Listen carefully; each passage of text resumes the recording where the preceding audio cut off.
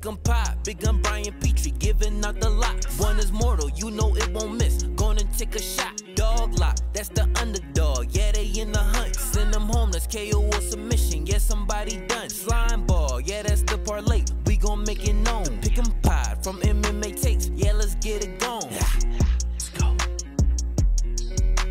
Let's go, baby. We back, man. Hey, we back, bro. Hey, what's up, man? Some guy said I act childish in the beginning of the show. Maybe he's right, but what's up with the what's up, man? I am excited to do this one. Last week, listen, I was going to do a Wednesday Takes last week. A lot to talk about personally, whatever, blabbing on about all the fight announcements, everything like that. A lot of meat on the bone to talk about. And I never get burnt out of doing this. I love doing this. I do this for free. Matter of fact, actually, at this point, I don't think I pay to do this anymore, but I would do it for free. And I was going to do a Wednesday Takes and everything like that. And I was like, you know what? You get a rare week off. I remember Anna's going, I bet you're excited to get a week off. You don't have to make picks. You don't have to do this. I'm a routine guy. I like the fucking routine. Keep me going. Keep me picking. Come Saturday, your boy's lonely with no fights. But last week, I decided, you know what? I'm going to clean the palate. I'm not going to tape study. I'm not going to watch fight. I watched the Contender Series. Last Tuesday was probably the best Contender Series episode ever. Pacheco and Silva, probably the best Contender Series fight there was. In my opinion, eclipsing Sadiq Yusuf and Mike Davis for sure. Unreal. All the fights were sick. But besides that, I'm going to clean the palate. Played little video games last week. Added little sound bites to the board. Just one, really. My wife got me this fucking dope shirt. I mean, what's more of a shirt than, you look at that. Slime Time with Slimer on it? That is burnt to my throat. I should have made this one, but man, it fits like a glove. I love it. Came the other day. But I need to cleanse a palate. And I'm not good about taking time off. I'm not good about taking a break, especially something like this that I'm obsessed with. Bengals are shit. Can't look forward to them. You know what I mean? Even though I watch them no matter what. But it was nice to kind of just like, you know, I went to bed early. Didn't overthink about fights. I'm still on Twitter. I'm still seeing all the fight announcements. I mean, Yuri versus Alex Pereira fucking got my dick just jumping out of my pants. Unbelievable fight. But I was just kind of chilling, you know? Like, it was a mental vacation. Come Friday of last week, though, your boy's like, okay, I got to get back in it, printing off the sheet for this week. Obviously, usually with the Yannick and Florian, we record on Sunday or Monday. We recorded on Sunday this week, so it was like I jumped right back into that, man. But, man, after doing that show, I was fucking geared up, ready to go, ready to talk to my guys. I can't put the show out super early because I do props, and I like the props, Green Hammer, all that stuff. But, yeah, so we're here Wednesday. Hopefully I can get this out Wednesday night. It's a little late Wednesday. I gotta go bring my fucking car. Quick complaint before we get to the fights. When did people or companies just decide that their online stuff doesn't work, right? So my wife got rear-ended back in August, right, on the highway. It was like a 4-car rear end. She didn't rear end the person in front of us. We're completely not responsible. She got rear-ended. Thankfully, she's okay. My issues in my truck, my old Honda Ridgeline, which a lot of people were very upset when I showed my car on Instagram, and I drive a Honda Ridgeline. Go fuck yourself. It's a dope car. I know people are they're like, it's not a truck. But anyway, bumper all messed up, you know, nothing horrible damage, still very drivable. And every accident I've ever been in my personal life, obviously I wasn't involved in this, but we do have a same insurance policy. It's been my fault. So my insurance is just taken care of. I haven't really done anything. Anyway, trying to deal with this has just been a pain in the fucking ass. You got all these other insurance companies calling you that were involved in it. We're not responsible for this and that, blah, blah, blah. My insurance company's like, hey, you got to pay $500 deductible. I'm like, why the fuck am I paying that? I didn't fucking do anything. What the? Like, well, if you want to get it done, you got to pay it. We'll cover all the fees. We'll pay you back. Yeah. So I didn't want to do that. So eventually I had to do that because the lady at Allstate was a complete fucking dick. And, we couldn't get it done. I wanted to get my truck fixed, whatever. So that's tomorrow. So when I get off here, I got to go clean that car out, get the condoms out of there, the dong bags, you know what I mean? I'm just kidding. I haven't used a condom in fucking 20 years.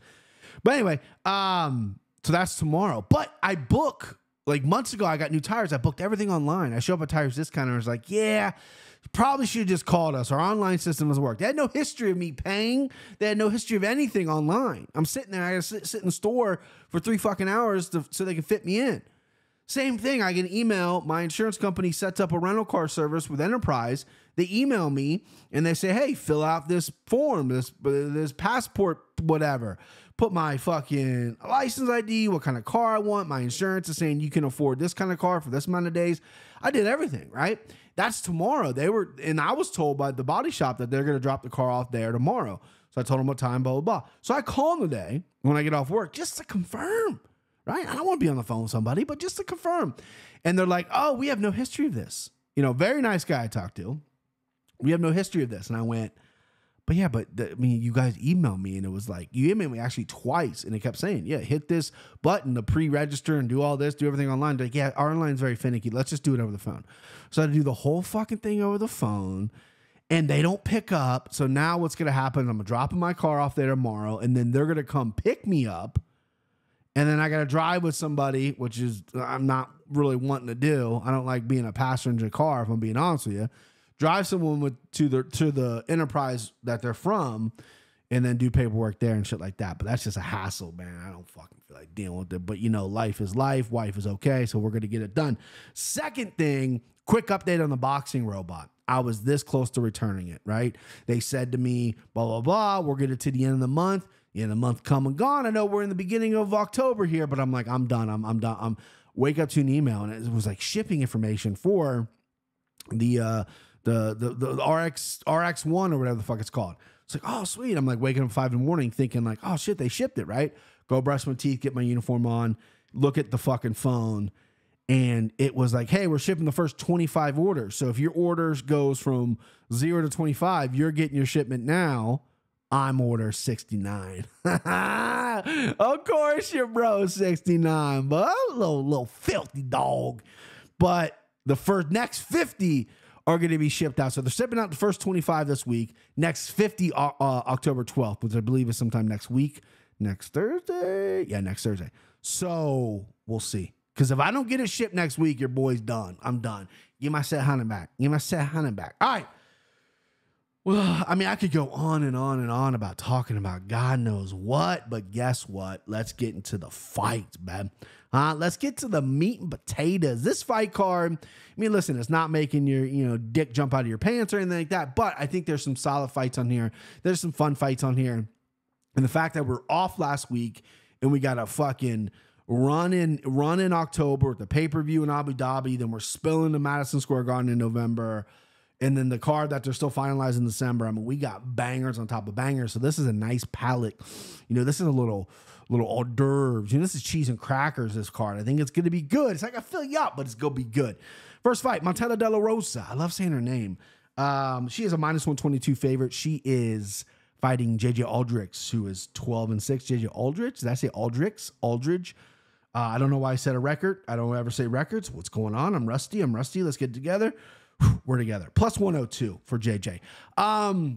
Both these girls have identical same records. They fight a little bit differently. JJ's more of a boxer.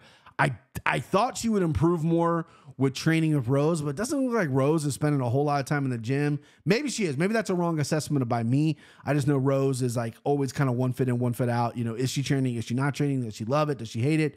Either way, I don't know if JJ is still with her out there in Colorado or not, but I always thought JJ was going to turn her corner because I think her boxing is nice.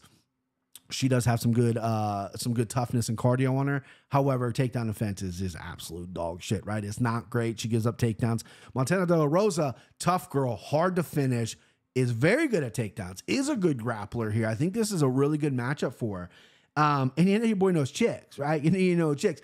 Last week, 2 weeks ago, I didn't know chicks, okay? I have reasserted to myself to knowing chicks. You can just take one look at me, this shirt, and go, that guy fucking knows chicks. Give me Montana De La Rosa. -122 is a low price. I'm willing to pay it here.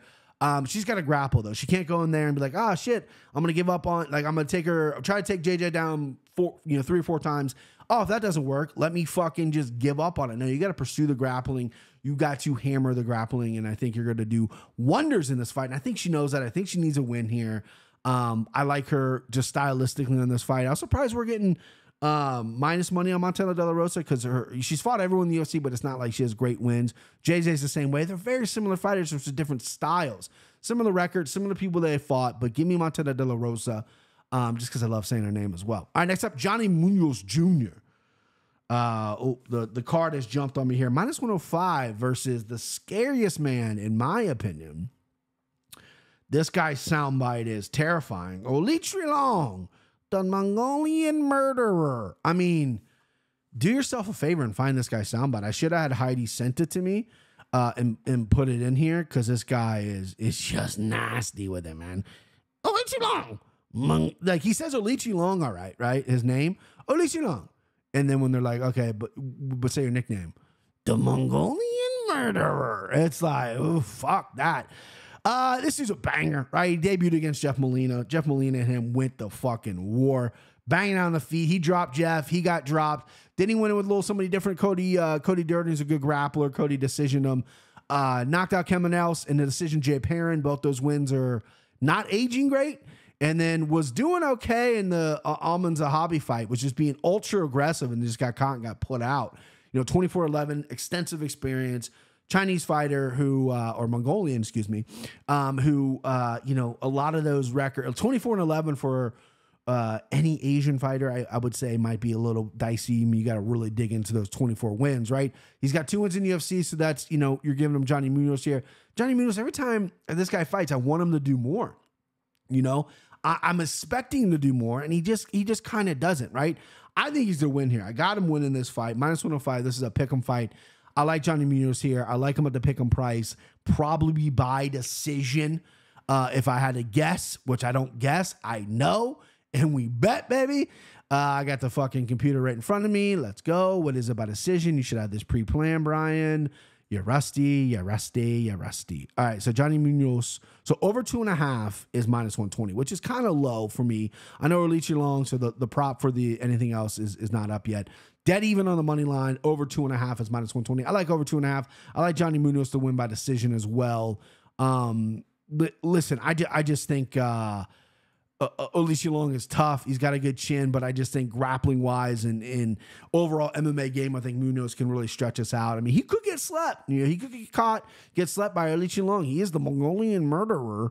However, I'm going to go with Johnny Munoz here. Low number, pick 'em price, like it. Like Munoz by decision. Over 2.5 is a minus 120. I like all those things. Throw them all together. Mix them in a blender. Let's fucking go. All right, next up, Kanako Murata, which I think I fucking nailed her name. She is a dicey favorite here at minus 325 versus this. I can't pronounce her name. I can't pronounce this woman's name. Heidi has sent me the file for her because I make myself embarrassed when I do this. Vanessa Demopoulos. Why can't I say this name? Vanessa Demopoulos. Fuck! What is wrong with me? It's not a bit. People think I'm fucking around. It's not a bit.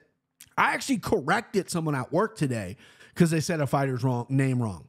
I said, no. It's Saeed, not said. Saeed.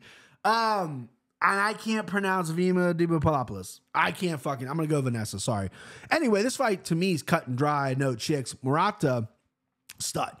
She's a stud. She's up there. She's 30 years old, kind of just now cracking UFC. Really just one fight against Vina Jandiroba. She got her arm hurt or something in that fight, competitive fight. She is a grappler. Several submissions on her record. Oh, excuse me. She has a win over Random Marcus as well. Good grappler. 5-1 in Risen. Currently 1-1 in the UFC. 4 wins by submission. 6 wins by decision.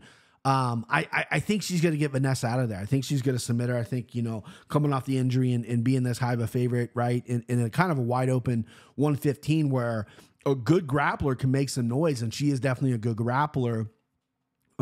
She had a tough time against Vina Jandiroba because Jandiroba is a fucking stud grappler with like the dopest bowl cut or the hair Jandiroba has. I mean, come on.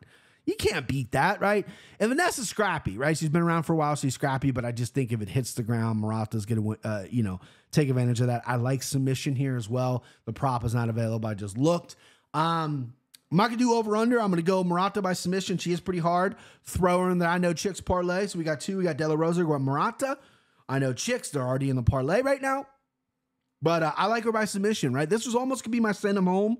But since she's coming off an injury and everything like that, I'm like, she doesn't have a submission win in the UFC yet. Let's see what she has. But I think that's a good play here. If you don't want to touch this high money line, very high money line for someone who's 1-1 in the UFC. Talented. But I like Murata by submission here. Armbar. I'm going to call my shot. Armbar. All right, up, Nate Maness. He is, where you at, Nate? Plus 195 versus Mateus Mendoca. He is a minus 238 favorite. This fight is going to be a scrap, boys. A scrap, boys. For Mendoca, debuted in the UFC on the Contender Series, won by crazy knockout hammer fist. Dana jumped up. Everyone's like, holy shit. Then he gets in the UFC, and he goes against Java Basharat, who I think the Basharat brothers are fucking studs, right? No shame in losing that. Very competitive fight. It was a fun fight. Dropped the decision, Javid Basharat. Castaneda was supposed to be a fight that he was supposed to have outside of that. But you look at his record. Again, we got to look at the Brazilians' records because, again, there's so many promotions down in Brazil. Brazil's a giant country, and a lot of times these guys are fighting fucking cab drivers and they're fighting, guys that work at gas stations. So you got 2-0 his debut, 3-0, triangle choke, both submissions, oddly. And then 3-4, 1-2, 7-1, good record. Paulo Henrique Rodriguez, 4-1 armbar, good record. Victor Nato, 0-0, knocked him out in round 1. Pedro Nobre, a veteran, 21-5 and 2 decision. And then the gentleman he beat on the Contender Series has yet to win. He got knocked out at CFFFC as well. So, and then you got Nate Maness, old Kentucky country boy, Henderson, Kentucky. You know what I mean? He's nice guy submission fighting down there in old Henderson, Kentucky. Nate confuses me because I remember when he got signed to the UFC, it was shortly after his fight with Taylor Lupus, and he lost by a sidekick. It was a dope knockout on Taylor's part. But Nate, before that, showed some real chops. I think it was undefeated. I think that was his first fight. Then he beats Kellen Van Camp, who's another local guy around here, who him and his brother are very good. Then he debuts against Johnny Munoz, wins, beats Luke Sanders, and then beats Tony Gravely, which has been kind of like his calling card. He got his jaw broke against Gravely. Should have been put out in the first round. I mean, that first round was absolutely fucking brutal, right? Should have put out in that first round. Comes back, and in the second round with a broken jaw, brain scrambled, but scrambled eggs up there, and he gets a knockout over a guy like Tony Gravely, who, again, a little bit of a chin issue, but is a good fighter, right? Luke Sanders no longer in promotion. Johnny Munoz, again, he's fighting on this card, up and down UFC career. And then he goes against Umar Nurmagomedov and against Tagir Ulanbekov. Umar got decision, looked pretty good against that stud, and then got choked out by Tagir. That's kind of his thing there. Man, this is tough because I like Mendoca. Mendoca is a wild guy, but you're hanging plus 195 on me. Let me see if the line has moved at all. Yeah, so Nate Maness is at plus 205 now currently. I can't put minus 250 on Mendoca, even though he's the first round's going to be crazy, and the over-under is set at 2.5. The under 2.5 is minus 135. I think that's a good play as well. But I just think Nate, man, like, he's been in there. His 2 last losses have been against really good guys. I don't love him at 25, if I'm being honest with you. Is this fight at 125 or 135?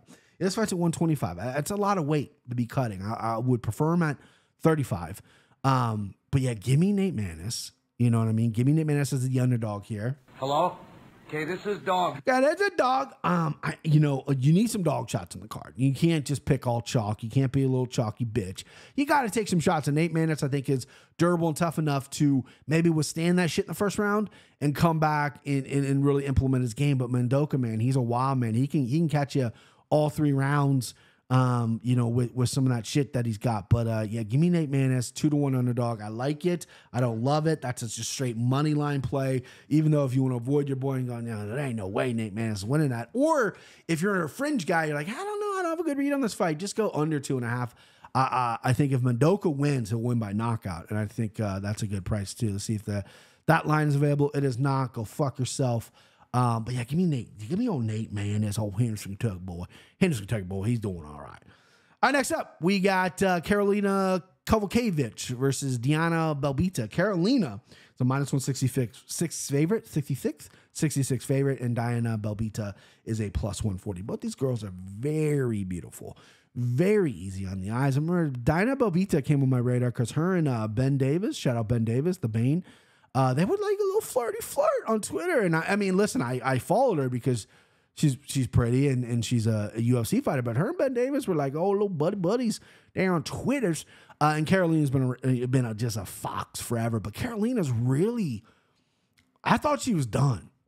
I thought she was going to retire. And she's really put on a nice streak here. And really, not only is she winning fights, but she's looking rejuvenated and looking better. Diana Belbita coming off I believe a loss. Let me check her record here. I believe it's a loss from my research. Coming off a win. My research is dog shit. Against Maria Oliveira by decision. Before that, Gloria DePolo by unanimous decision. She has lost by armbar to Luana Jojua, who's no longer in the UFC. But Diana is scrappy. She's good on the feet. She surprised me in her debut. She surprised me in some of her wins. But I think Carolina has been a striker majority of her career, and I think she's really become an MMA fighter in her years in the UFC. I think her takedowns will be there. I think heavy on top. Maybe could squeak out a submission. Don't love it. But give me Carolina Kovacevic. I know chicks. Are talking like you know chicks, and I'm the one who knows chicks. I know chicks, man. So that's Carolina Kovacevic. That's Montella De La Rosa. And that's Kanako Murata. I already placed a bet. I know chicks parlay plus 273. That's a gorgeous number. Hasn't won yet. One of these days I'm going to know chicks. But, you know, I know chicks. Soundbite one more time because I love it so much. Are talking like you know chicks, and I'm the one who knows chicks. There it is. Carolina Kovacevic. Next up, Felipe Lins. Minus, where are we at? Plus 120, excuse me. Versus Ian Cutelaba. Minus 142.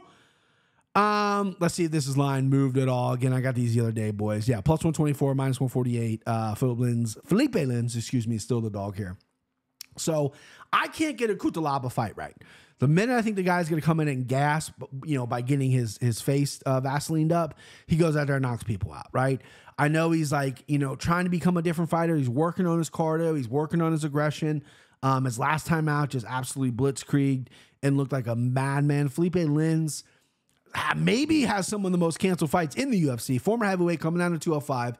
He's looked okay. He's starting to put some stuff together here. A little bit of a boring fighter, for my opinion. Stays on the outside and, you know, okay, then we'll clinch. Stay on the outside and we'll clinch. He keeps like a certain pace that he wants to keep. And he's got a little pop to his punches, not like the craziest pop to the punches, but that worries me that the pace that he drags fighters into. You know, his pace is so worrisome, and I feel like Cutelaba is going to load up in fucking try to catch him and then get tired by doing that, right? And every time I see Cutelaba, by the way, I know he's Moldovan, he's Russian, but every time I see that name, it's for some reason, I think he's Brazilian. I literally almost I have the two flags right in front of me. I literally almost led this by going, now two Brazilians going at it. Cutelaba, probably because Curitiba, Brazil, or something like that. Why do I think this guy's Brazilian? Doesn't really matter. I don't love this fight. I have a bad read on this fight. When I do that, I go underdog usually, but I can't pick Felipe Lins because I think he's just a snooze fest. Felipe Lins by decision could be a good bet. Felipe Lins maybe by like second round TKO could be a good bet. Fuck all that noise. I'm going Cutelaba by knockout, bust. Send him home, baby. This is my send him home. I am Cutelaba by knockout. I think he can clip him in the first round. I'll play him by knockout. I'll play him by knockout in first round. And then I'm not going to have a ton of skin in the game. Not playing size, not playing money line here. Give me an Ian Cutelaba to win by knockout. Again, this fight doesn't do it for me. You know what I mean? I just don't know what it is. But probably because I can't get them right. I'm wrong on the wrong side of both of them all the fucking time. So maybe that's why it doesn't do it for me. But Cutelaba can go out there and fucking, the guy eats nails, right? He could be fucking going out there and just get him out in the first round. All right, next up, Bill Algeo, who is a minus 135 favorite versus Alexander Hernandez, who was a plus 114. Let me double check. Yep. So Alex Hernandez is plus 120, Bill Algeo minus 142. So I've been anti Alex Hernandez, called him a fraud, dropped a hard F-bomb on him with a fraud alert when he knocked out Benny Dariush. He's back at 45 now. He thought maybe he was a little too muscly for 55. That's where he knocked out Benny. And he's had a really up and down career. They've tried to push him because he shit talked a little bit. Cowboy Cerrone embarrassed him, took his arm, then he's got beat up before. You know, the Jim Miller fight, his last time out, I thought was probably his best performance, in my opinion, because that's a fight that he was streamlining the win. Jim Miller, an old dog, people were like, yeah, it's Jim Miller. Jim Miller's Jim Miller, he's not going to beat you, but he wins these fights, right? And he hung with Miller and never had a mental lapse, never gave up, never really broke in that fight. And landed some big shots and fought smart. That's what I want. This guy's bounced around his camps. He started in Texas. He's bounced to Colorado. He might be back in Texas. I'm not really sure. I don't give this guy a close follow on Instagram, so I'm not exactly sure. Don't love that the fight's at 45 because I remember he popped to 45 and he hated it. And I guess he said the weight cut was bad and he's going back up to 45 now. So I'm not really sure what that's about either way. Bill Algeo, I don't know. This guy's been bouncing around weight classes. 45 is throwing me a pause here. Because this is a fight I picked on Anakin Florian. And it's a fight I picked Alex Hernandez. And I have him dog lock written down here. Because I don't have many dogs on the card. So I'm going to stick with that, right? Hello? Okay, this is Dog. I'm going to stick with Hernandez as my dog lock. But secretly between you and me, as we're sitting here live, I fucking hate it. 45, maybe he's like, I got the weight cut dialed in now. Because Algeo, even though Algeo doesn't have a lot of pop on his punches, he's good on the ground. He's going to put a fucking pace on you. Pressure, long-range weapons. Dude doesn't get tired, right? Hernandez has got to hit him a couple times to really try to get this guy to back off. But Bill, really tough. He's not going to go away, right? This dude is a scrapper. And I can see this fight slowly getting away from Alex in that third round if the cardio doesn't hold up. Again, this cut to 145 when he looked so good against Jim Miller at 155. I don't know what that's about. I should have done better research when I did the Anakin Florian. Shoot me. But I can't switch picks. That's sacrilegious. You can't do that. I've done it before and I've been embarrassed. I'm not going to do that now. Dog locked Alex Hernandez. But I'm telling the people that listen, I'm telling the people that watch, run away from it. Run away from it. I'm not changing. I'm going to bet it because I'm an idiot and I didn't do the proper research. So for gambling karma, I'm going to bet it. And if it wins, I won't celebrate. I'm not gonna tweet out, hey, hit my dog log. Blah, blah, blah, blah. No, because I hate it. Right? I hate it. So I'm going to go Alex Hernandez, dog lock, no finish, money line only, plus 120, excuse me. Bill Algeo on the flip side by decision. Might be some good money right there. All right, next up, Drew Dober. He is a minus 470 versus not Rick, not Richard, Ricky. You had that Y, motherfucker. Ricky Glenn. Plus 360. Line is wide, right? Really wide. Another fight I broke down the Anakin Florian. Name drop. Shout out me. But the one point I want to make in this fight is I got Dober. Okay, I got Dober. I just don't think Ricky Glenn has enough firepower, and he got knocked out his last time out, and Dober's coming off a knockout as well, so I think he's going to be a little angry here. Dober's obviously fought the better competition.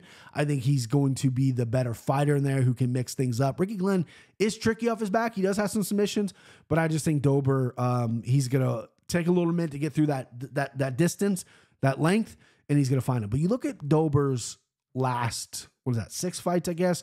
Islam fight, didn't really take much damage. Islam took him down, submitted him in the third round. Then you go to Brad Riddell fight. Took a ton of damage, got dropped in that fight, lost a decision, a war. Look at the Terrence McKinney fight. Got dropped again, almost got put out, came back and won by knockout. Rafael Alves fight. Took bombs by Alves. Bombs from Baghdad on Alves. Knocked him out in the third round. Bobby Green, another fight where he took some tremendous damage. Bobby hurt him. Came back and beat Bobby. Then you get Matt Frivola coming off a knockout of Frivola in the first round, where he just couldn't find his timing and he was so confident in his chin, he just fucking ran into a steamroller right hand, which you just can't fucking do.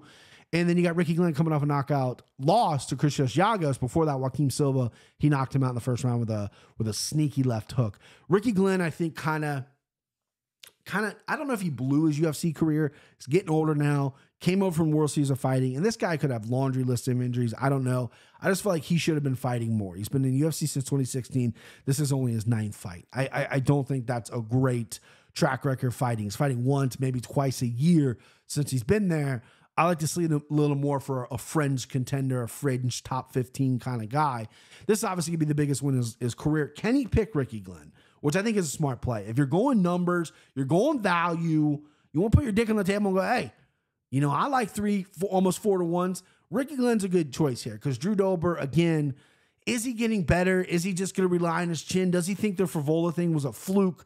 What's his mindset at right now? Because if he doesn't come in a little change fighter here, maybe defensively more sound, I think Ricky Glenn could tee off on him. We looked at the Gavin Tucker fight, beat the piss out of Gavin Tucker. You know, that could happen here against Drew Dober. But I'm going to go Dober. I'm not putting him in any parlay. I'm not touching this fight. I'm going to bet this fight. I'm telling you I'm betting it. I just don't know how yet. I got to figure that out. I don't know how.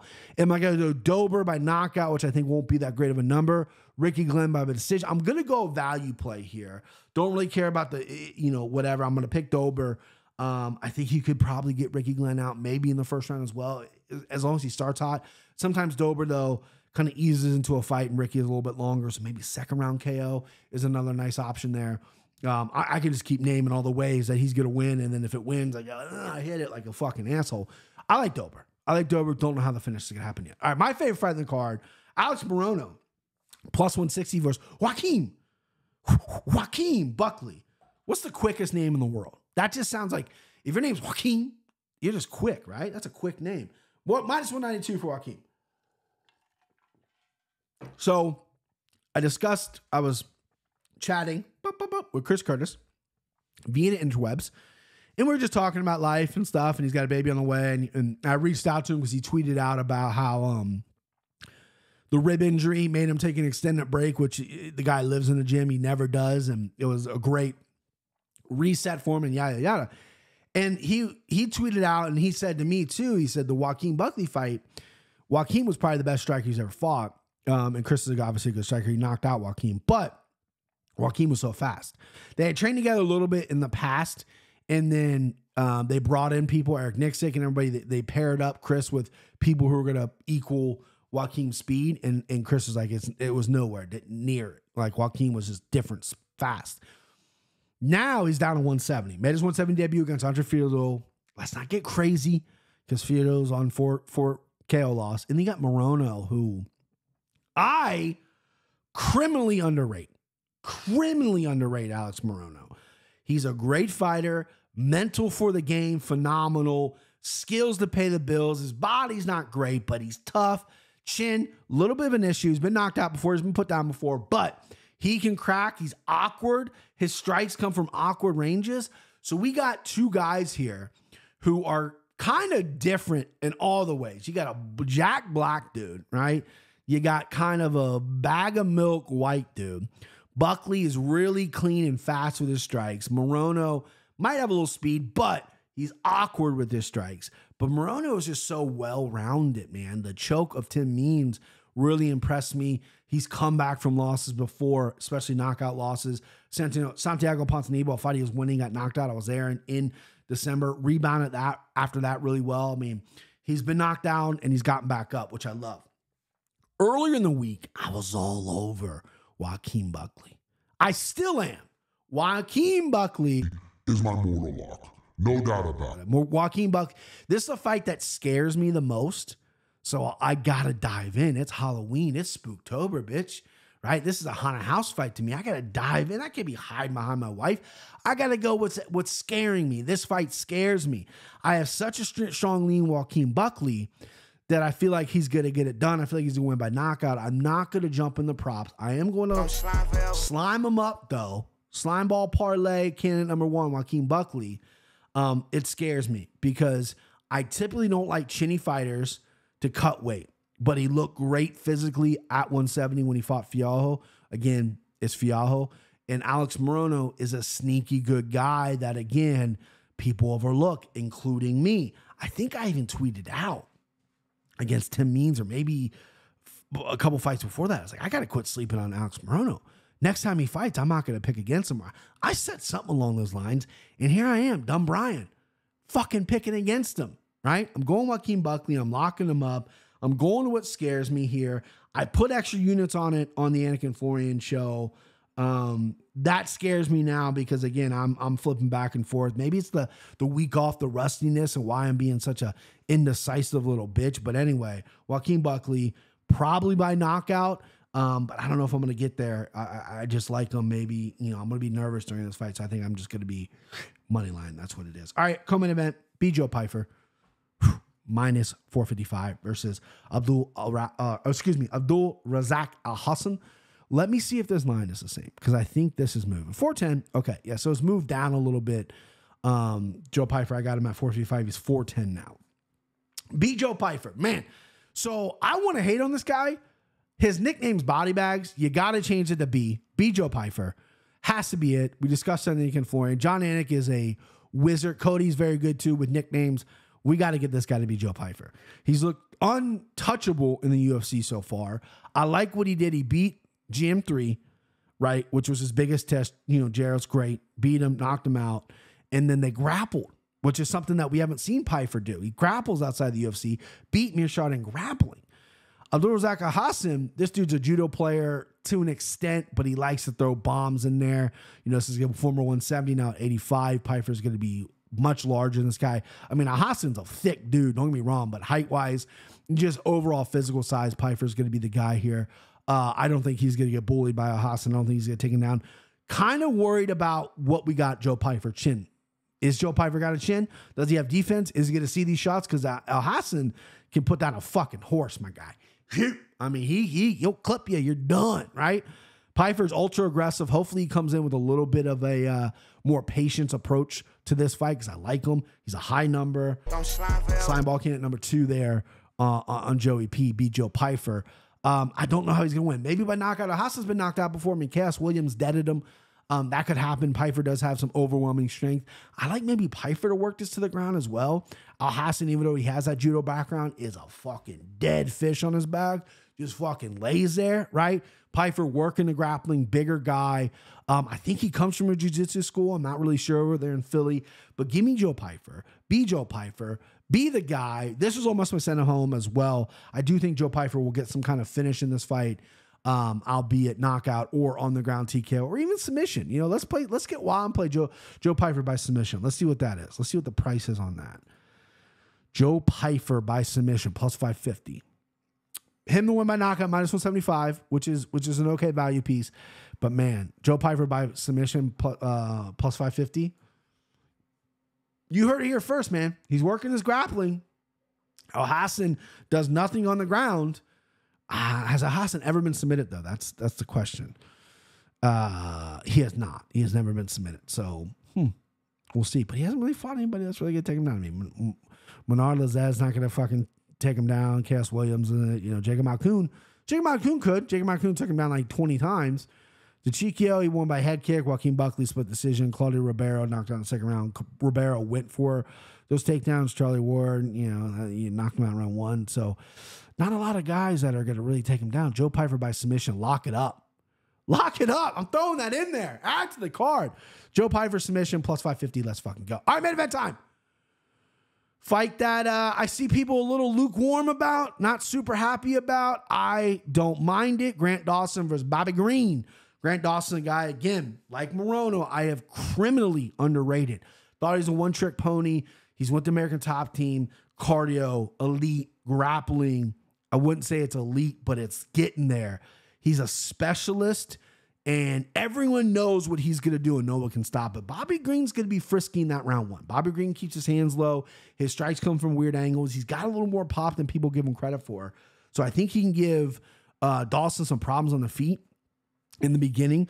But once Dawson finds that timing and gets a leg, and he holds on to that like a dog on a bone, he's going to take the fight to the ground. Grant Dawson, by the way, I jumped right in. Minus 425, Bobby Green plus 300. Value on Bobby Green. Again, a tremendous value on Bobby Green. Been around longer, fought elite guys, been in there with Islam. I just really favor Grant Dawson here because of the style, the eliteness to it. Bobby Green has good takedown defense, but when he gets taken down, he doesn't do a whole lot when he gets taken down. He's not like this sharp off his back. Tries to work to his feet. 5 rounds. I want to see the cardio. This is a huge test for Grant Dawson because Bobby can fuck up your night. Bobby can really fuck up your night. by stuffing your takedowns and punishing you to the body and to the head. He has good cardio himself. He's a smart fighter, been around forever. I mean, 34-1. I mean, the value is on Bobby Green, but I just have faded Grant Dawson, and I've lost so much money in Grant Dawson. I am completely switching sides. Now, you're probably wondering, BP. Oh, by the way, that's Slime Cannon number 3. Slimeball Parlay is going to be Grant Dawson, Joe Pyfer, and Joaquin Buckley at plus 145. We're not getting crazy. We're not getting crazy. We're trying to get a win here. 2 heavy favorites plus another, well, 3 kind of heavy favorites, but that's a parlay. Joaquin Buckley, Joe Pyfer, Grant Dawson, plus 145. Go bet that right now on DK Sportsbook, DraftKings Sportsbook. All right, so you're probably wanting BP. Where's the green hammer? So I teased it on social media, took a picture of a change jar that said props on it, right? So I want to shout out Alex from Mako Tools, because I made a video, didn't do in the video yesterday, which I'm an idiot, got excited. I want to shout out Alex from Mako Tools. Now, if you're audio only, you should be able to hear the audio, but I'm going to post this on social media probably on Thursday or Friday, but run to YouTube to catch this, because your boy's got something here. So my green hammer play, introducing the new green hammer. Boys, I've been letting you down. This is the 4th quarter of 2023. This little limp dick green hammer ain't cutting it. Look at this thing. This is for a baby. We're done with it, okay? Whoa, I got the monster now, baby. This is a hard dick green hammer. And guess what, baby? Over the top Stallone, we're coming for props. Look at this thing, baby. Ooh, ooh. Phew, this is a fucking green hammer right here. I was embarrassed I had that little one before. This is what we're talking about right here. Green hammer. We're coming out swinging.